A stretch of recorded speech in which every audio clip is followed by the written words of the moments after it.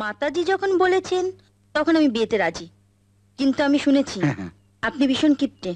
আপনার ছেলে ছেলে বৌদি ঠিক মতো খেতে দেন না। ওদের না দিলেও তোমাকে দেবো। তুমি আমার ঘরের লক্ষ্মী, তুমি যা যা খেতে চাইবে তাই দেবো। বলো বলো, কি কি খাবে তুমি বলো। বললে মনে রাখতে পারবেন না, দাঁড়ান। আমি সকাল থেকে রাত অব্দি কি কি খাই আমি বলে যাচ্ছি, আপনি খাতাটায় টুকে নিন। না, লিখতে হবে না, তুমি বলো, আমার ঠিক মনে থাকবে। বলো।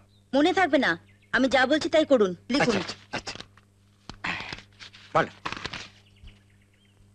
ওই ওই বালিশটা দাও না, একটু বালিশটা একটু দাও।